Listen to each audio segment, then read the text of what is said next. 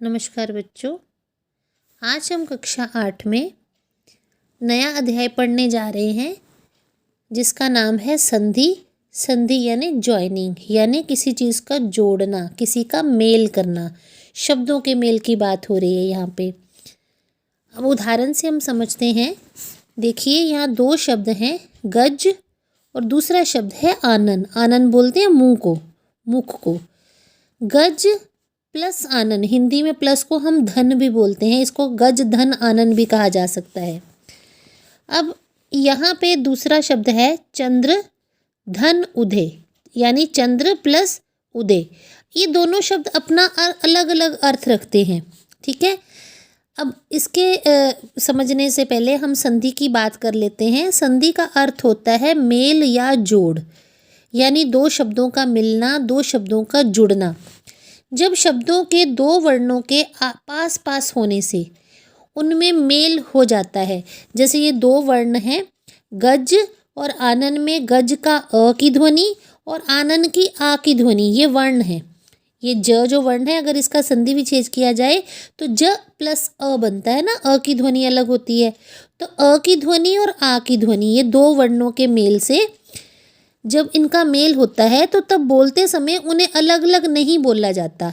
देखिए ये दो शब्द हैं गज प्लस आनंद, जब इनको हम इकट्ठा बोल लेंगे, ध्वनियों को जोड़ देंगे दोनों ध्वनियों को, तो ये बन जाएगा गजानन। ऐसे ही चंद्र प्लस उदय, चंद्र धन उदय को हम अलग अलग से चंद्र उदय ना कहकर अगर इनकी ध्वनियों को जोड़ दें तो ये शब्द बन जाएगा चंद्रोदय, ठीक है। उस समय उन्हें अलग अलग नहीं बोला जाता, बल्कि उनका उच्चारण भी एक ही हो जाता है। यही मेल संधि कहलाता है। यानी हमने ये समझा कि जब दो ध्वनियाँ आपस में मिलती हैं, जब दो ध्वनियों पास पास होती हैं, यानी पहले शब्द की आखिरी शब्द वर्ण की ध्वनि और दूसरे शब्द की पहले वर्ण की ध्वनि, ये जो पास पास ध्वनि है, प्लस के इधर और प्लस के इधर, इन दोनों ध्वनियों का जब मेल होता है तब संधि कहलाता है।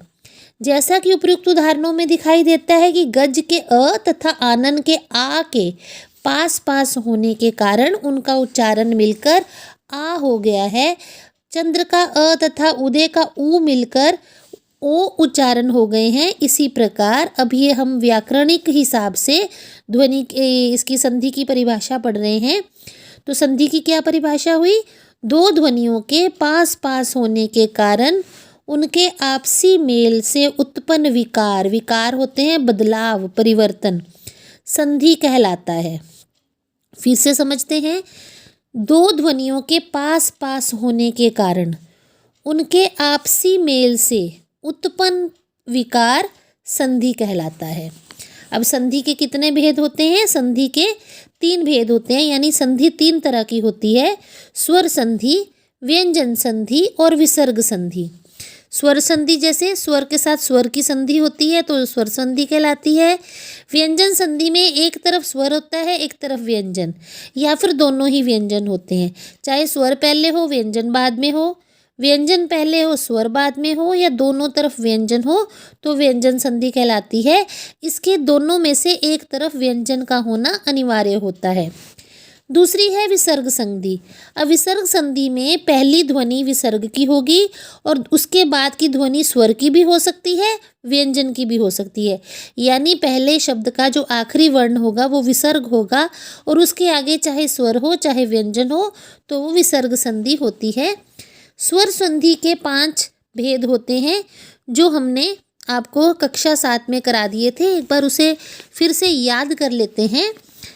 स्वर संधि कौन सी होती है? दो स्वरों के आपस में मेल होने पर उनमें जो परिवर्तन होता है वह स्वर संधि कहलाता है। स्वर संधि के भेद होते थे दीर्घ संधि, गुण संधि, वृद्धि संधि, यण संधि और अयादि संधि। ये कार्य हम कक्षा 7 में कर चुके हैं। इसको एक बार रिकॉल करने के लिए आप इन सब उदाहरणों को समझ सकते हैं। देख, ये गुण संधि आ गई। पहले हमने दीर्घ संधि पढ़ी थी, गुण संधि। उसके बाद हमारी ये आ गई वृद्धि संधि, उसके बाद आ गई यण संधि और यण संधि के बाद आ गई अयादि संधि। इसको आप एक बार पढ़कर पुराना अपना जो लेसन है, पुराना जो अध्ययन है उसे याद रख सकते हैं। कक्षा 8 में हमारे पाठ्यक्रम में जो संधि है वो है व्यंजन संधि। जैसा कि हमने समझा कि व्यंजन संधि में जब दो ध्वनियाँ आपस में मिलती हैं तो उसमें कम से कम एक ध्वनि व्यंजन की होनी चाहिए, दोनों ध्वनियाँ भी हो सकती हैं। किसी व्यंजन का स्वर अथवा व्यंजन के मेल होने पर जो विकार या परिवर्तन उत्पन्न होता है वह व्यंजन संधि कहलाता है। फिर से पढ़ते हैं। किसी व्यंजन का स्वर अथवा व्यंजन से मेल होने पर जो विकार पैदा होता है वह व्यंजन संधि कहलाता है। जैसे देखिए यहाँ दो उदाहरण दिए गए हैं शब्दों के, तत् धन लीन। अब देखिए जब हम इसको जल्दी जल्दी बोलेंगे तत्लीन तत्लीन तत्लीन, तो ये त की साउंड जो है वो आधे ल में बदल जाएगी, क्योंकि त आधा है तो जब त के आगे ल व्यंजन होगा, ये त है साथ में व्यंजन जो है वो ल है, तो जब इनकी ध्वनि आपस में मिलेगी तो ये बन जाएगा तल्लीन। दूसरा है सत्तजन, ये आधा त है तो ये जब इसके आगे ज आता है तो ये त आधे ज में बदल जाता है। तो आप इसको नियम याद ना रहे तो जल्दी जल्दी बोल के देख सकते हैं, सज्जन सज्जन सज्जन। तो आप ध्यान देंगे कि आपकी वाणी में सज्जन का उच्चारण होने लगा है। व्यंजन संधि के कुछ नियम होते हैं। पहला नियम है कि वर्ग के पहले वर्ण का तीसरे वर्ण में परिवर्तन। जो वर्ग है स्पर्श वर्ण का, क ख ग घ वाली जो पंक्ति है, या च छ ज वाली जो पंक्ति है, या त थ द वाली जो स्पर्श व्यंजन की पंक्तियां हैं, क वर्ग, च वर्ग, ट वर्ग, त वर्ग, प वर्ग, उनके जो पहले वर्ण का उच्चारण जो है वो तीसरे वर्ण में परिवर्तन हो जाता है। जैसे देखिए इसके नीचे हलंत होना ज़रूरी है। अगर वो आधा क है तो वो ग में बदल जाएगा, क्योंकि क ख ग तीसरा जो वर्ण है इसका, इस पंक्ति का ग है। अगर च वर्ण है और अपने ही पंक्ति के तीसरे वर्ण में बदल जाएगा, अच का जो है च का ज हो जाएगा। अगर त के बाद अगर कोई शब्द आता है तो त का द हो जाएगा। देखिए दिक्कंबर, दिक प्लस अंबर, दिक प्लस गज। अगर हम इनको नियम को याद रखें तो क जो है वो अपने तीसरे वर्ण में बदलेगा, यानी ग में। अगर हमें नियम याद नहीं रहता तो हम तब भी इन शब्दों को जब जल्दी जल्दी से बोलते हैं, जैसे देखिए दिकंबर दिकंबर दिकंबर दिकंबर, तो हमारी वाणी में दिगंबर की आवाज़ आनी शुरू हो जाती है। ऐसे ही दिग्गज दिग्गज दिग्गज, तो दिग्गज की साउंड हमारे मुंह से निकलती है। ऐसे ही अच प्लस अंत, ये अजंत हो जाता है। अगर नियम याद ना रहे तो फिर से हम बोलेंगे अचंत अचंत अचंत अचंत, तो अचंत की आवाज़ अजंत की आनी शुरू हो जाती है। ऐसे ही उत्घाटन, उत्घाटन को जब हम जल्दी से बोलते हैं उद्घाटन उद्घाटन उद्घाटन, तो उद्घाटन की साउंड आती है। उद्यम उद्यम उद्यम उद्यम उद्यम उद्यम उद्यम की साउंड आनी शुरू हो गई। तो इस तरह भी हम संधि को याद कर सकते हैं। अब दूसरा नियम है कि वर्ग के पहले वर्ण का पांचवें वर्ण में परिवर्तन। यहाँ पहला वर्ण तीसरे वर्ण में परिवर्तित हो रहा है, यहाँ पहला वर्ण पांचवें वर्ण में परिवर्तित हो रहा है। कैसे? जब आगे जो पहला स्वर है म आ जाए तो, जैसे वाक प्लस मय तो ये बन जाएगा वांग्मय। सत प्लस मार्ग सन्मार्ग, जैसे त थ द द न, ये सन्मार्ग हो जाएगा। ट वाला जो है वो अण में आ जाएगा, षटमास का बन जाएगा षणमास। उत प्लस नति का बन जाएगा उन्नति। अब इसको जल्दी से बोल के देख लेते हैं। वांग्मय वाकमय वाकमय वांग्मय की आवाज़ आ रही है। सतमार्ग सतमार्ग सतमार्ग सतमार्ग, तो सन्मार्ग की साउंड आ रही है। षटमास षटमास षटमास, तो षणमास की आवाज़ आ रही है। उन्नति उन्नति उन्नति उन्नति उन्नति की आवाज़ आने लगी। तो इस तरह बोल के भी एक ये टिप है, ये नियम नहीं है जो मैं आपको बता रही हूँ, उससे भी हम संधि सीख सकते हैं। तीसरा है त संबंधी नियम। त संबंधी नियम क्या है? जब त में च को जब हम जोड़ते हैं तो त च ना रहकर आधा च और पूरा च ये द्वितीय वर्ण बन जाता है। जैसे उच्चारण उच्चारण, अब उच्चारण को हम जल्दी जल्दी बोलें तो उच्चारण उच्चारण उच्चारण। ऐसे त में छ प्लस होगा तो आधा च और छ की ध्वनि आएगी। तच्छाया तच्छाया तच्छाया, ये देखिए तच्छाया की आवाज़ आ रही है।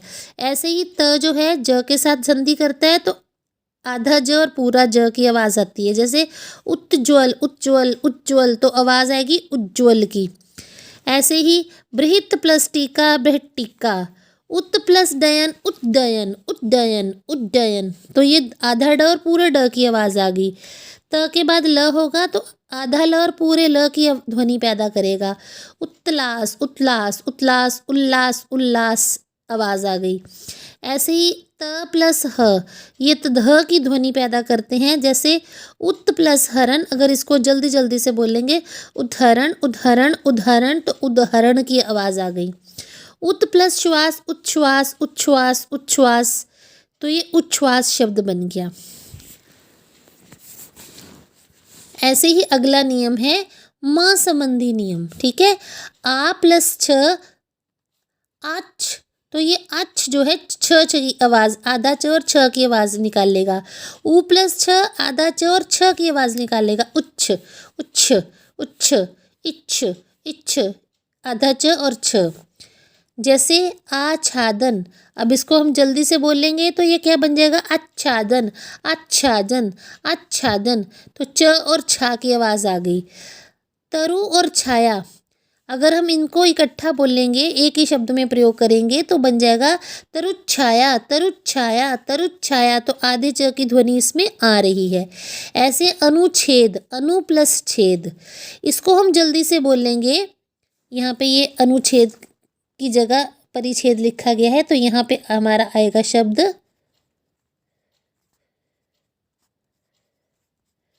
अनुच्छेद। ठीक है, तो ये शब्द गलत है, ये मिस प्रिंट हो गया।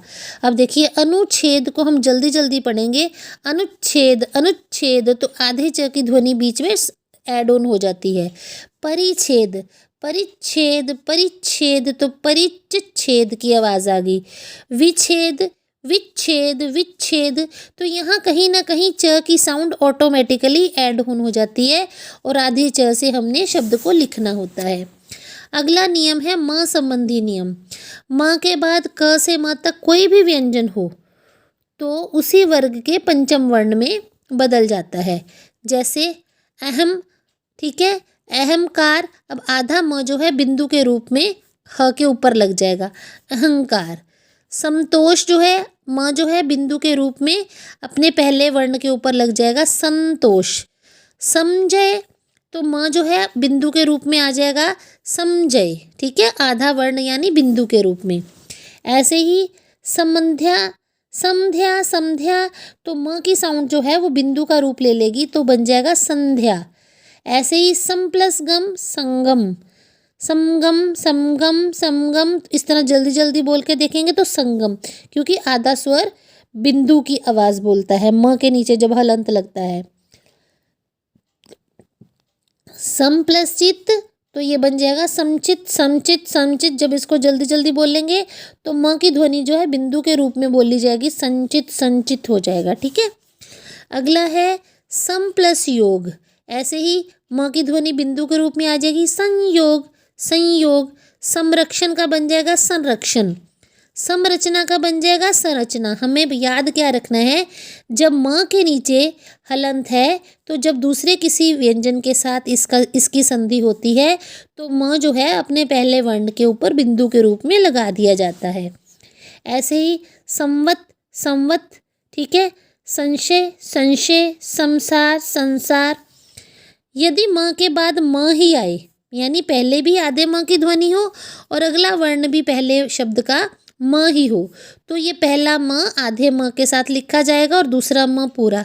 सम्मति सम्मति, सम्मुख सम्मुख, सम्मान सम्मान, सम्मेलन सम्मेलन।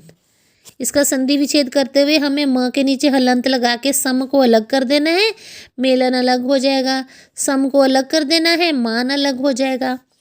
ऐसे ही री ऋषि र श के बाद न आए तो वह अण हो जाता है। जैसे परिणाम, अब शब्द जो है जब र के बाद न आए तो वो अण में बदल जाता है, तो ये बन जाएगा परिणाम।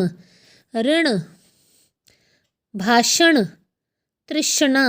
ठीक है, तो ये आपकी थी व्यंजन संधि जो आपकी कक्षा 8 में है। इसके लिए मैं आपको ये सुझाव देना चाहूँगी कि आप केवल इन शब्दों को ध्यान से पढ़ लें, बार बार बोल के देख लें, नियमों पर मत जाएं, शब्द पहचान लें कि किस शब्द को कैसे लिखना है। इसके लिए मैं कुछ लिखित शब्द आपको भेजूंगी जो आप अपनी नोटबुक में लिख लीजिएगा और अपने एग्ज़ाम की तैयारी भी उसी के अनुसार करिएगा। तो आज आपका जो अध्याय है यहीं समाप्त होता है। उम्मीद है इसको प्रैक्टिस से आप समझेंगे, क्योंकि बहुत सारी चीज़ें नियम याद नहीं होते, हम प्रैक्टिस से करके सीखते हैं। धन्यवाद।